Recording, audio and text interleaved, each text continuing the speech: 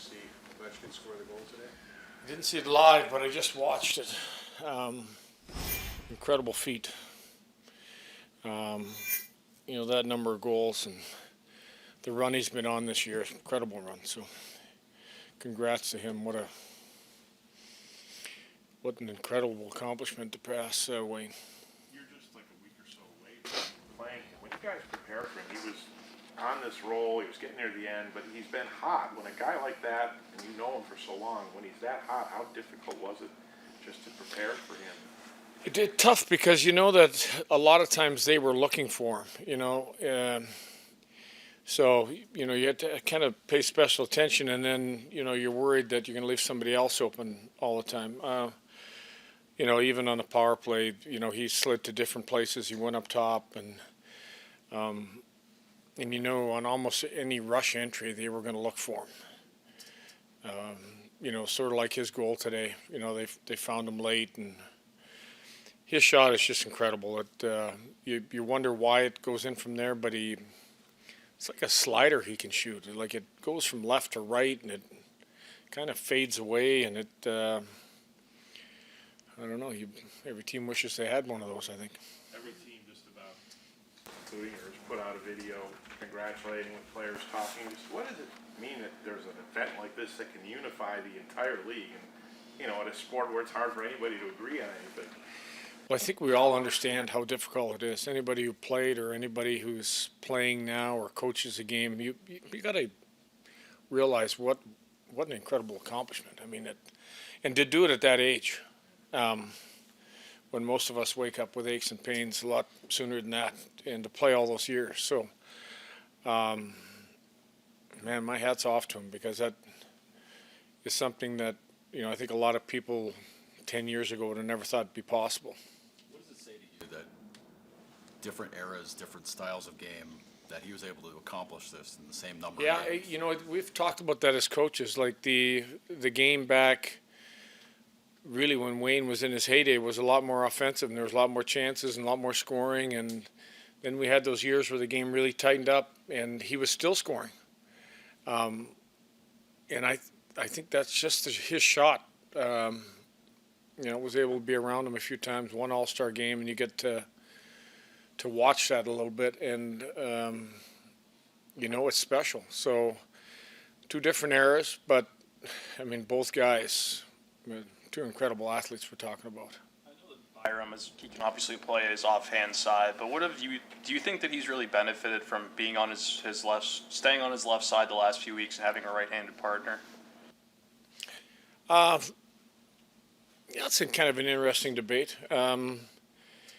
We're looking to, try to create a little bit more from like low to high stuff with lefties, righties, and I think we've seen a little bit more of that out of our defense. Maybe a little bit of an adjustment for him, but I thought there was a few games he struggled. But I thought his last couple of games, the last part of the Washington game, and then even the last game, I thought he played really well. So I think he's getting comfortable there. James has been playing a lot, obviously, but before he started this little run here, just what was his impact? What was his role beyond just being a backup goalie and spelling Luukkonen occasionally? Well, his role was to step in whenever he could and win hockey games. That was his role. There was really nothing else. I mean, knowing that he was a good veteran player, obviously, but any time you put a goalie in there, you bring a goalie in, we're looking for him to win hockey games. You got to give him a lot of credit and I've said this about his work ethic and how hard he worked to stay ready. And he's got himself on a great run. With everything he's gone through, can he help Luukkonen a little bit, maybe get through what he's trying to get through here? I think that every player goes through ups and downs. It's either in season or from one season to the next season. You got to fight your way out of it, whether you're a goalie, whether you're a defenseman, goal scorer. Lots of goal scorers go through 10 to 20 game slides where all of a sudden you think they're ever going to score again. And then they just find their game and you don't talk about it anymore. So it's no different. It's just find your game, and sometimes that takes one game. Sometimes it just takes one big moment inside of a game to get a guy going. How's Luukkonen going in tonight? He is. Any other, anything else? No, change of note? no. Speaking of hot players, going up against Pasternak, and he has 6 goals in 5 games, what do you do to try to, defend against him? Well, know that he's got a little bit of that lethal one-timer like, like Ovechkin gets set up over on the dot there a lot of times, and they look for him over there. Second part is, leaving their zone. Like if we're shooting pucks, we know that a lot of times he'll get in behind us. So we got to make sure that we don't allow that we're good against him on the rush. Be disciplined. I thought we took some undisciplined penalties again the other night. The bench minors is on us. But a couple penalties, stay out of the penalty box because he gets to operate and gets to use his shot a lot more. So we've talked about, be disciplined against that club. Bench minor, you guys got to get off the ice faster. It seemed like a couple of guys were gliding over there.